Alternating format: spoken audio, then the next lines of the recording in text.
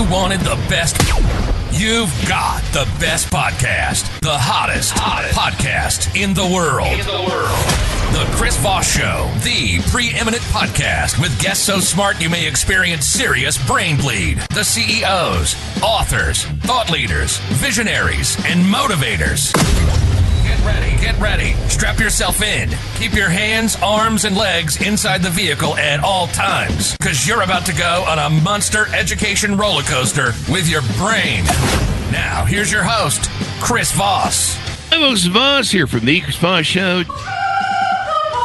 There you go, ladies and gentlemen. The only things that makes official. Welcome to the show. As always, the Chris Voss Show is a family that loves you, doesn't judge you as harshly as the rest of the world, because you're here to grow. You're here to expand your mind and learn great things. Refer the show to your family, friends, and relatives. Go to goodreads.com/Chris Voss, LinkedIn.com/Chris Voss, YouTube.com/Chris Voss, and all those crazy places on the internet. The opinions expressed by guests on the podcast are solely their own and do not necessarily reflect the opinions of the host or the Chris Voss Show. Some guests of the show may be advertising on the podcast, but it is not an endorsement or review of any kind. Today, we have an amazing young man on the show with us today. We're talking about his book called Whispers on the Swing by Keith A. Hartzler.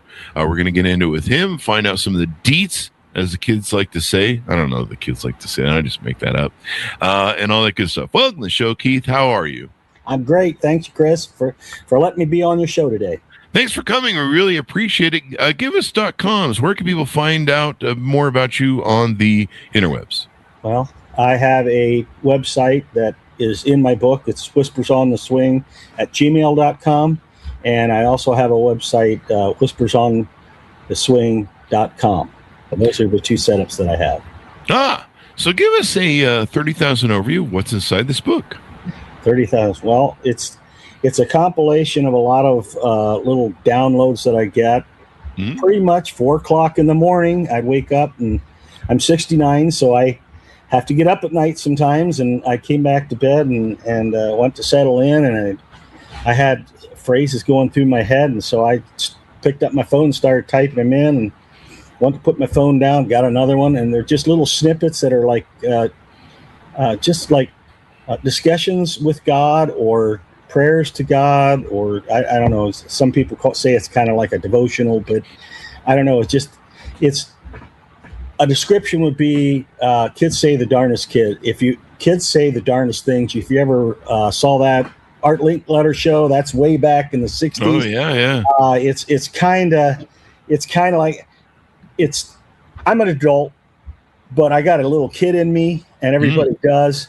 It's just when we grow up, we take ourselves so seriously, we don't let that child out, and it just kind of, they're like honest discussions with God, and the answers are kind of ambiguous, that you can think of how God would answer or what he's saying, or he may just, hey, I feel his presence, but that's kind of how it is. That's how the book is set up. So it's a playful dialogue with God, reminiscent of the kids, the show, the kids say the darndest things. Boy, they sure do.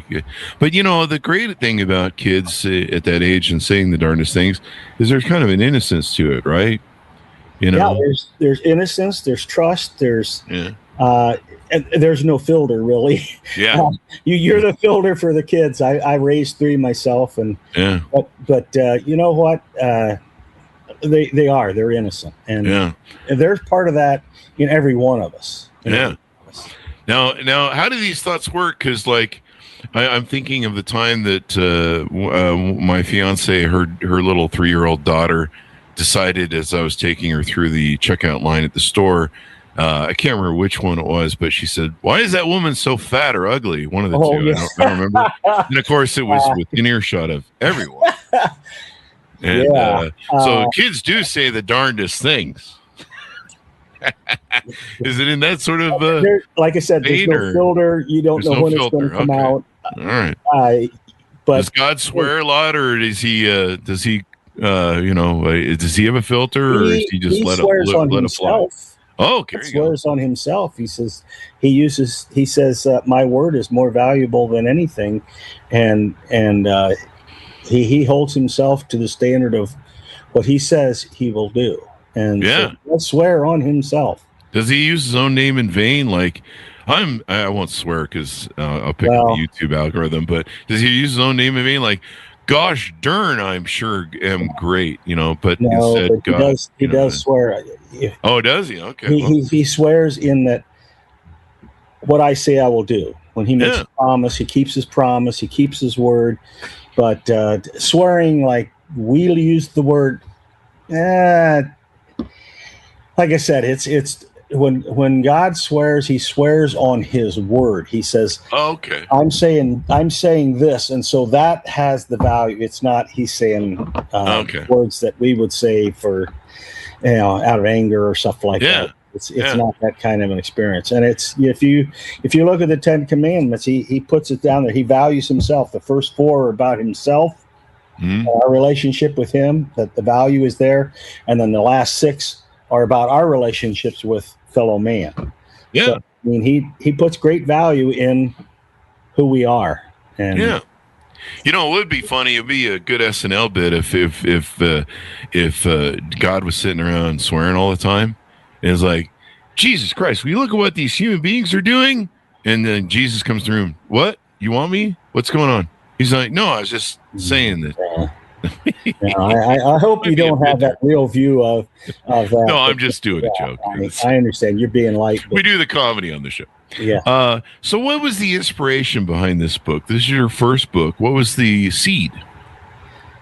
Well, like I said, I started getting these little phrases and stuff, and I wrote them down, and I didn't know what I was going to do with them. I just figured, hey, that's kind of some are can be amusing, some can be thought provoking or whatever, and they can have many different. Well, not maybe many, but depending on where you're at the time when you read it or you think about it, it can inspire a different type of an answer, reflective on where you are at the time, whether you're emotionally in a state of grief or something like that, or if you're really happy, or it's you can get a different kind of a twist out of what you think the perceived answer would be.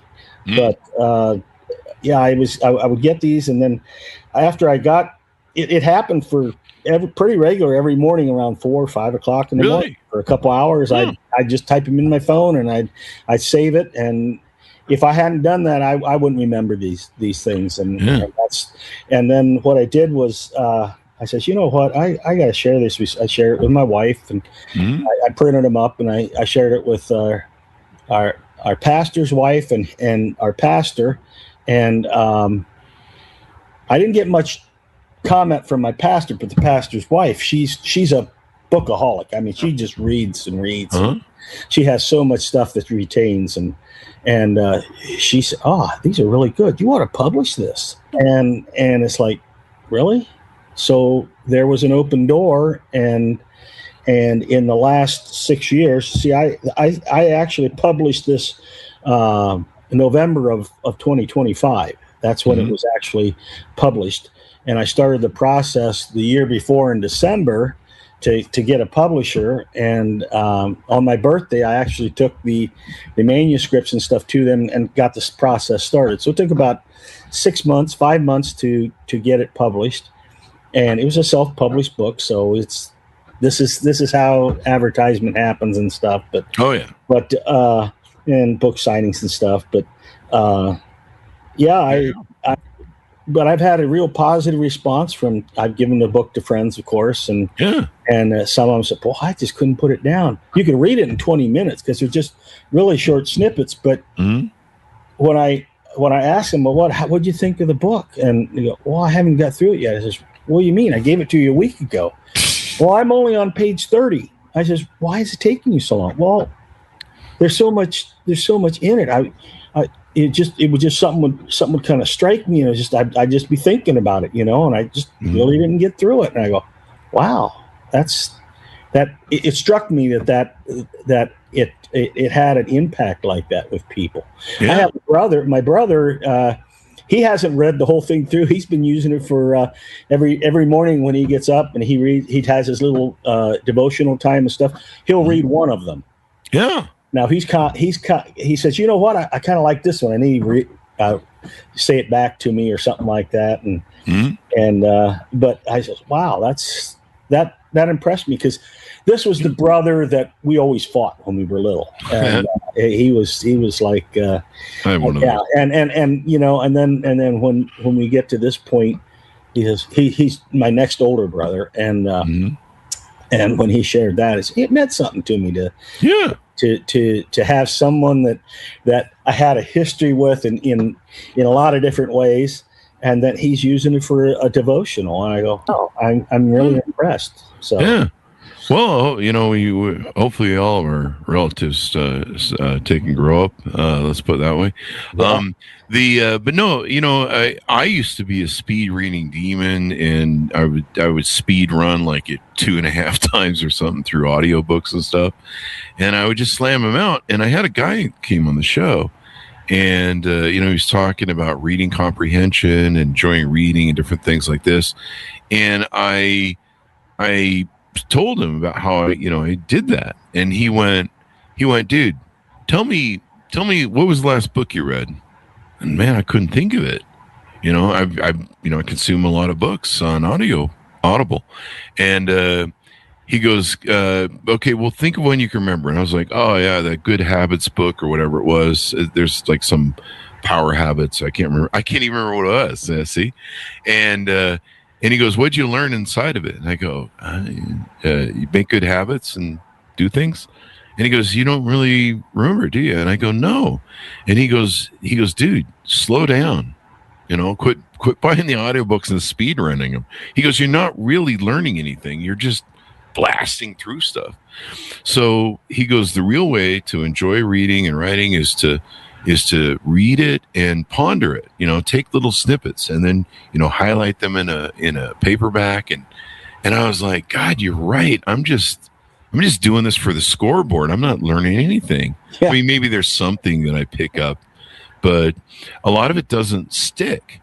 And so, you know, I think it's great people are doing that with your book, you know, where even though you can speed read it, if you want to do that, some people like that, they love that.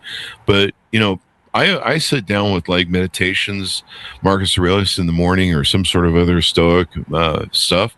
And I usually sit down, I just open up somewhere in the middle and I'll just kind of read what's there and then highlight what I think is important and really just kind of absorb and focus on what that individual sort of snippet is. I think that's a better way to read and learn stuff. Yeah, I remember I used to be a straight A student when I was young, and then I in the middle of third grade I was moved because all my other brothers were going to a different school. I would walk to one and they'd walk to another, and I got in the middle of the school. And over a weekend, they had an opening to where I could go to that school. Mm-hmm. My mom asked me if I wanted to go to that school. And I says, yeah. And so in the middle of third grade, left friends, everything that I'd known for really, you know, all that, and I went there, and it was just like I changed. I actually became like a C student, and it kind of didn't change until I got to be a sophomore or junior in high school, to where I started actually getting serious about it. But what I would do, I would like social studies, or I don't know what they call it now, history or whatever. Mm-hmm. I'd go through the book. We had to read the chapter or whatever. I'd read all the black subtitles at the top of each paragraph, and that's what I would read. And then I'd go to the next one and the next one. And I really didn't get much. I just knew what they were maybe talking about, but I didn't have real information behind it. And I cheated myself by doing that. But I was just trying to hack the system. Belong, and I mean, I made friends and I reunited with friends. But I mean, when you disrupt your life like that, yeah, it just kind of messes things up. But like you said, you were just trying to get. Hey, I read 80 books last year. The guy sets you straight on that. Yeah, you called it, man. I mean, I was trying to read 100 books a year or something like that, or you know, I just wasn't retaining any of it. I can't even remember the last book I read. So that tells you where I'm back and reading them over now. I mean, yeah, the ones that are important that I really like, I started marking those, and then I buy the paperback or the hardcover, you know, because then you can mark it up, and then you can kind of, when you open it again, you can go, Oh, there's that lesson again. And, we all need reminders. Like, there's a million things to remember in life. We all need reminders of some of the good things. Now, you entitled the book Whispers on the Swing. Why do you use the swing a metaphor or whatever? Well, it's not a metaphor. The book, it has a swing on the cover, and the front cover has, it's actually the person that did the artistry on it. She was so great. She took some pictures and stuff. That's my actual swing in the backyard. Oh. And I was sitting there, and I had my arm up on the thing, and she took a picture of that. And then I says, I'd like to have an adult there, and then a child sitting beside them. And so she has, you can just see the top of the head of the child, and then you see his feet dangling down off the ground. And that's my actual swing. And then on the back cover, it shows that you're seeing a back view on the front, and you're seeing a front view, but it's empty on the back cover. And my dog, Jack, she's got him drawn in front. And she did such an excellent job. But that's my quiet place. I mean, it's not necessarily where I study, but I do go out there. I pray sometimes, but it's just, I'm just out. The birds are chirping and stuff. It's just, I'm loving it right now. I've only been out there a couple of times because we've had rain all day today. Oh yeah. But and then he likes to go out, and we play fetch out there and stuff, but it's just like the quiet place. And when I went to give the manuscript to the publishers, the person that was kind of interviewing, she said, "Well, what do you think of the title?" I said, "Well, I don't really know." I says, I kind of shared some things, and then she says, "Oh, well, these," and I told her what I was putting on the front. She says, "Oh, well," she gave me a couple on Whispers on the Swings. As soon as she said it, I go, "I like that. I like it." So that it stuck. And when you're in a place that's kind of your private area, it's just,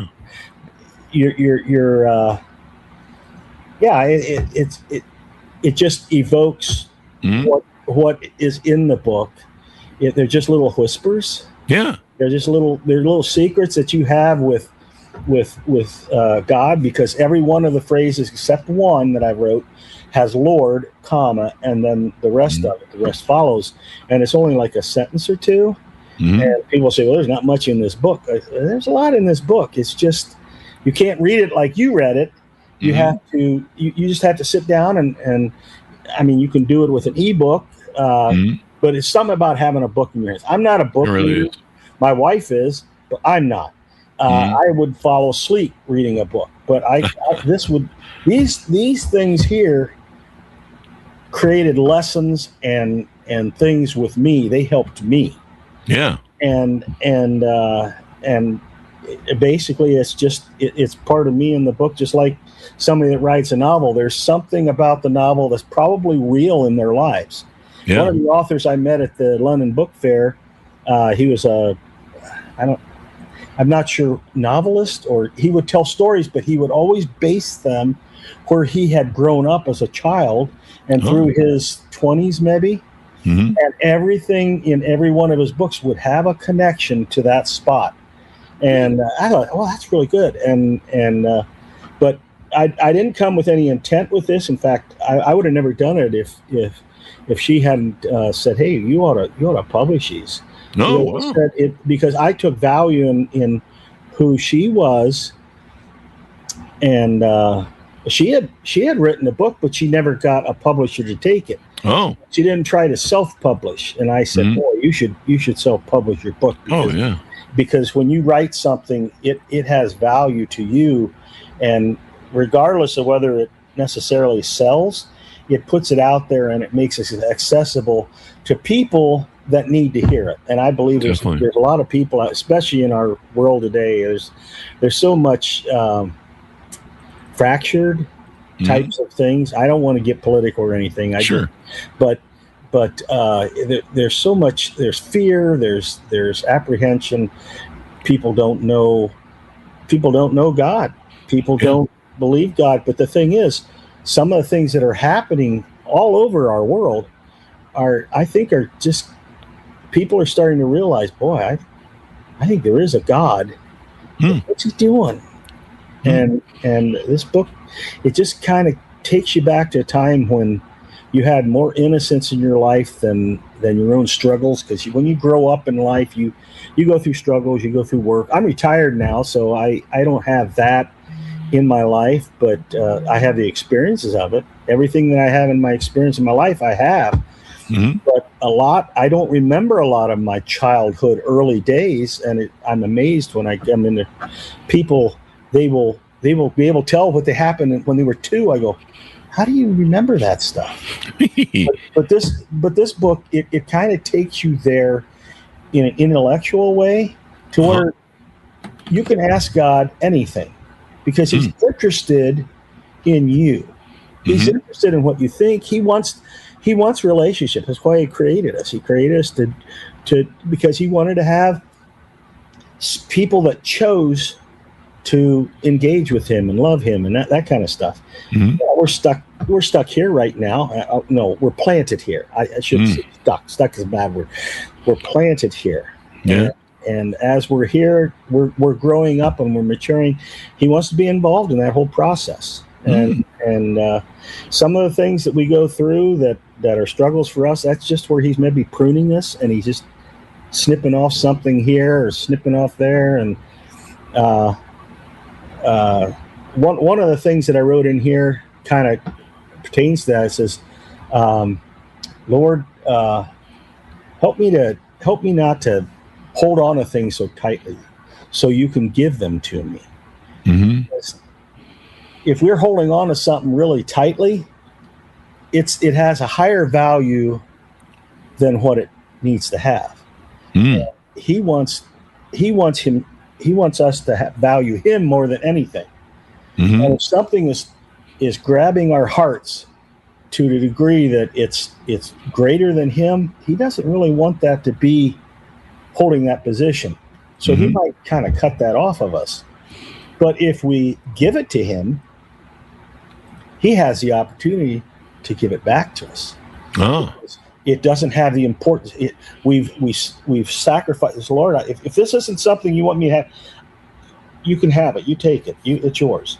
But that gives him the opportunity to give it to us. And it's so there's a lot of different things that these little sayings. There's only 200 in here, but I got more than 1,400 of them. So I mean, I'm going to do another book probably. But I don't know what's going to happen with this one. But I believe that the people that need to see this are going to get to see it. I think he's going to make a way for that to happen. However that happens, it's up to him. But I am self-promoting a little bit, but no, it's fine. We'll see what happens. You know, you got to self-promote to get your word out. Well, right? I want people to be aware of it. Yeah. I mean, if you go online, I went online to try and find it. I couldn't find it. I had to have either my full name with the middle initial in it, or the title of it in order to find it on Amazon. And the thing is, there have been people that have purchased it. I don't know how they even found it, you know, probably because they were voracious readers or something, or like you, they just wanted to read another book, you know. But you can always learn stuff. Yeah. So let me ask you this. How would you describe your characteristics in your relationship with God in these prayers that you've written? How would you describe yourself? Well, these little snippets, I kind of call them, there were things that happened over a lifetime, but in the last 6 years with all the stuff going on and everything, I wanted to get closer to God. I wanted to understand why things are how they are, and et cetera. And for myself, I can't change myself, but I can put myself in a position where I can change. I was kind of on that journey, and I said something before about open doors, and I started to walk through doors that, I had worked for 32 years at this one company, and then I had some because of repetitive motion and stuff, I had some problems that I had to have surgically dealt with. And I had 4 surgeries in 1 year, in 6 months. And it was just like, man. And I ended up having to retire. Oh, wow. And it opened up a door for me to do some things like be a landlord. I wouldn't suggest that for anybody. It's not my kind of character to be a landlord, but I made a purchase of a property because I was looking for something to do, and I walked through an open door, and I just tried to be as good of a landlord as I could, and I sold that place, and I bought a property for our church. We'd been looking for 3 years. And I purchased that, and boy, who wants to be a landlord for their church? But it's worked out. It took a while to get to where everyone was comfortable, and I was comfortable, and now it's worked out. And what I did was I walked through open doors, and then this here experience was another open door. And I said, you know what? I'm just going to do it. And I had my wife's support and some other friends that actually went through the manuscript that brought it down to these particular ones. This spoke to me. This book. There's at least 3 out of the 6 people that I talked to that all picked one particular one. And so I picked the ones from that grouping or better. There was one that all of them did. And it wasn't the one I thought would be, but you have your own favorites when you are working, doing some things like that. But and I don't want to just keep going on, but it just, anyway. Yeah. Why do you think people are often afraid to speak honestly to God about doubt, anger, confusion, or disappointment? Maybe some of the things you talk about in the book? From my experience, my own self, and I'm not coming against my dad, but my dad didn't know how to be relational. He was, of course, I'm 69, so he grew up through the Depression and different things, and the particular denomination that we grew up in was really conservative, and you weren't supposed to be flashy or do this or do that or whatever.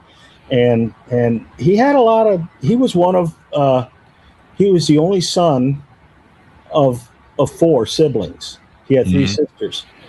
And I don't know how that, and his dad died when he was 21. Oh. And so he had a difficult time relating. Well, I was his 4th of 5 boys, and by the time I was born, I really didn't get to know him because he started to have some back issues because of work and stuff. So my relationship with my dad kind of laid the impressions on my own mind as to what God was like, because that was my example.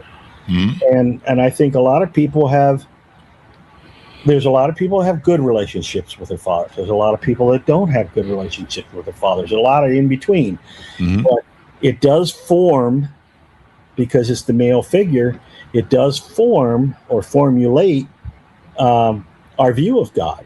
And so it does taint it. It does have an effect. And of course, our mother is the other aspect of God, because God is not male or female. He created male and female, but they were aspects of God. And I know if you do analyze, you say women operate out of one side of the brain and the men are out of the other. One's logical and one's emotional, but you put those two together and you have the heart of God, which is the man and the woman. And between the two of them, when he said when he created man, he says it's not good that man should live alone. Yeah, because he needs to have that other person there, and they need to have something where they have a commonness together. The animals had male and female, but and some people say it'd be better if women wouldn't have come along, or maybe it would have been better if he hadn't created man, he just created a woman. But we have a twisted idea of God based on our relationships, I think, with male figures and the figures in our life that Oh, really? that we maybe emulate, or I mean, if our father wasn't there, and in our society in America, there's a big percentage of fathers that aren't even in the picture anymore with kids, especially in their upbringing, and Yeah. that hurts that relationship. That hurts the child that grows up in that, and then what happens is it gets passed on. Generational trauma. Because then they can do the same, or they may just say, "I'm staying in this relationship. I'm going to be a good father and stuff," and it can break in that. Yeah. But I mean, there's a lot of things. I say that is a biggest thing, and it was tough on me because I couldn't understand why my dad couldn't do some things with me, because he couldn't get down. He did it. He'd get down and tussle with us a little bit, but he had back issues, and so it was difficult to do that. Yeah. But I had 4 other brothers, so they tussle with me. Yeah. But it does hurt that opportunity for relationship, that you have to sometimes overlook those, but those are what we really base our stuff about God, with our relationship with one another. So. And so you define that in the book, you lay it out, and you say there's a forthcoming book. Do you have a anticipated date for that book? Well, in my mind, I think I could actually do another book. I would say it would probably be the same title. It'd just be maybe the binder would maybe have a different color on the binding, and maybe it'd have a 2 beside it or something. I don't know, but I would like to do it. But, Yeah. I'm going to let this one rest a little while. I wouldn't think I'd do another one till I let this one be out for like a year or something. But we'll see. But I don't. I could do another one and say, hey, you can buy both of these for the price of one, or something like that, or whatever it is. But I don't know. I'm interested in these things getting out there to people, so that because it did, like I said, it benefited me. These things spoke to me, and I'm interested in being a positive. I don't know what you'd say, a positive influence. Yeah, positive influence. And however I may be, people are always going to. You look at me long enough, I'm going to screw up. I just will. That's something our pastor said. You think I'm here, but you stick around me long enough, you watch me long enough, so I'm going to drop down to what you feel is your level, because I'm no different than you. And I think that's a healthy way of looking at yourself. I mean, I'm built to disappoint, because I have sin in my life. I mean, I just am. But at the same time, when I have victories, that's really great. And this to me was a victory.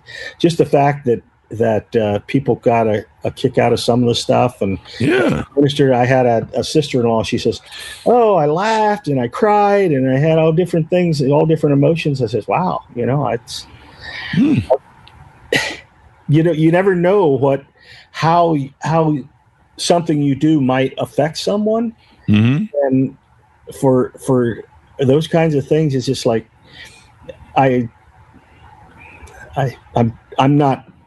not proud, or I'm not whatever, trying to stay humble and stuff, and it's just something God allowed me to do, and I hope it reaches as many people as it can, for the sake that it does something that helps them some way or another.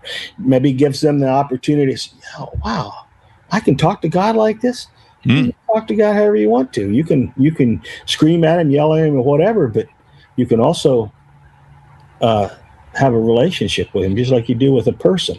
It's just the thing is, it's not somebody that you see, but you witness in a form of, you can see God working through other people. You can see God working through different things, because it says that creation is a witness. It speaks of God. So nobody can say, I don't believe in God, because all of creation bears witness of him. And And so my hope is that this could maybe be something where it draws somebody towards God, at least a little closer or something like that, or starts them on that path. And because that's the most important thing in our lives is to get closer to God, to have a relationship with Him.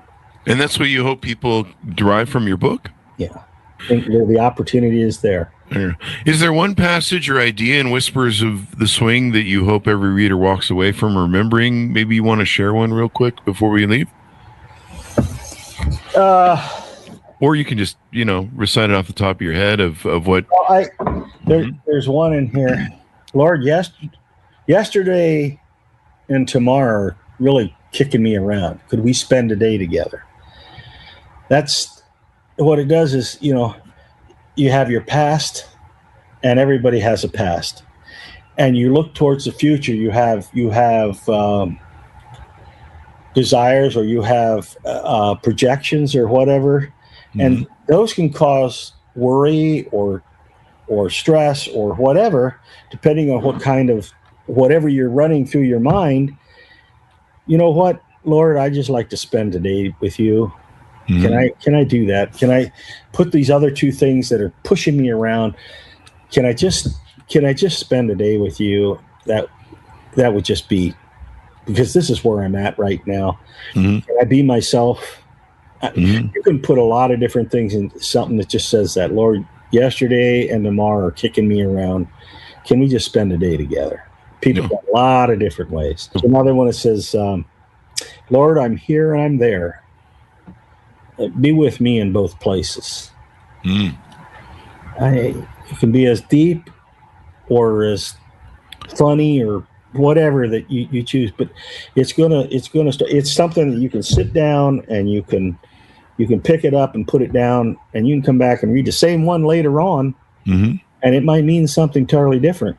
Yeah, it's not something. It's not like you read it through and, wow, that was a good ending, and you can never read the book again without knowing what the results are going to be at the end. But it's different in this because they're each one is an individual book in itself. So that's what I like to see people get out of it. All right. That's very cool. So as we go out, give people a final pitch out to order the book, where they can get to know it better and all those things. Well, I mean, it's a positive type of book. It's not something that's going to make you depressed or anything. I have the ones that I read it. The pastor's wife, she had just lost her husband 6 months previous to this coming out, and my wife has had bouts with depression and things like that. Chemical imbalance kind of thing. And then our new pastor and his wife, they were both ones that did it. And also the illustrator, she contributed, she went through. Each one of them, it was really kind of interesting how each one of them, when I was looking at it, and I kind of analyzed it a little bit. The pastor's wife, she loved the humor and other things that are involved, but she was going through grief, so it uplifted her. My wife, in her depression, she was looking at things where there was maybe some struggle or some other things like that, and it helped her in that. Those were the ones that she picked out that she liked better. Then the pastor's wife that we have now, hers were. Now, I don't have verbatim scripture or anything like that in here, but ones that you would say would be related to scripture, those were the ones that spoke with her. And our pastor, he liked the one that says, Lord, you say that gray hair or white hair is a sign of wisdom. What happens when it all falls out? I mean, you can take that in different ways, but he liked that because it related to kind of, he's like me. He looks like that, and the hat hides a lot of things. But anyway, and then the illustrator, she's really artsy in that, and her things kind of gravitated towards maybe things that related with nature. And it was just kind of interesting. I said, wow, it's interesting how each one had their focus seemed to be kind of geared, but yet they chose the same ones otherwise. But then the ones where they were the only one that chose, that was where it got kind of interesting. Because I've known them for 30 years, so so that was people are drawn to.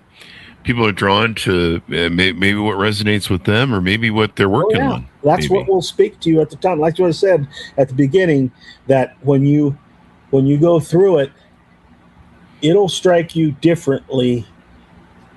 Maybe a week later, you read the same thing. If you just isolate on the same one, it will strike you differently. And that's true of a lot of things. A scripture is very much like that. Sometimes you can read and I'm not getting anything out of this. All of a sudden, boom, something just jumps out at you. Yeah. And it's, wow, it's like you have some kind of a revelatory kind of thing. And you'd read that how many times before?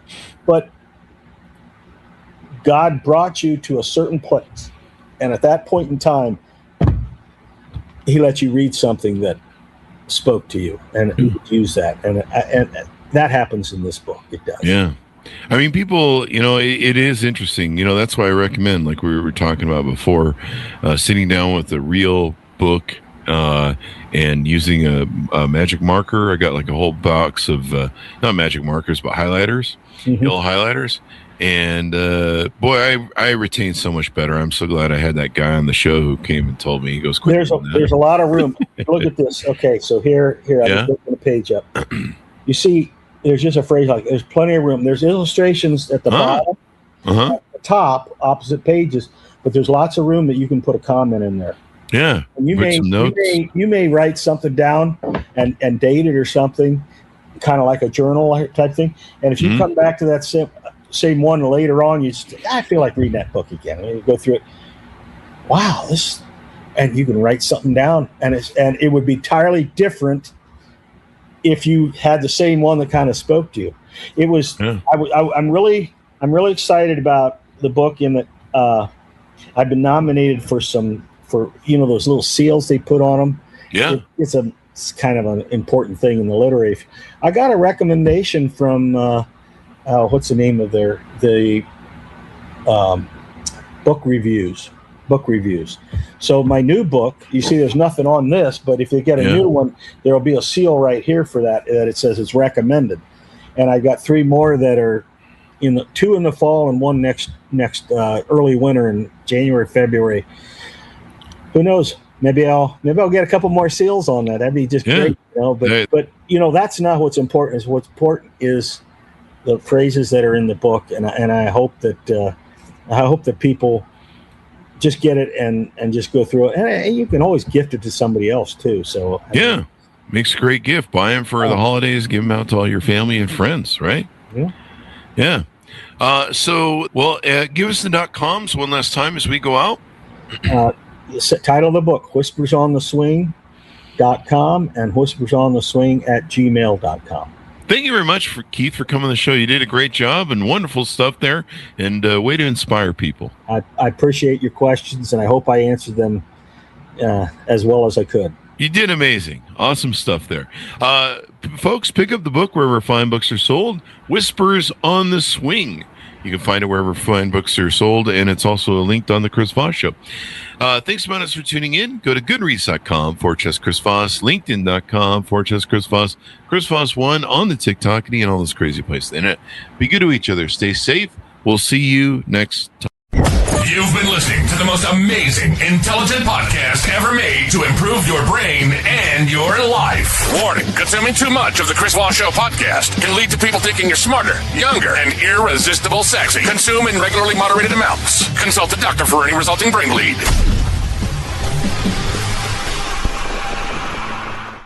All right, Keith, wonderful job. Good stuff there. In the final version, this one.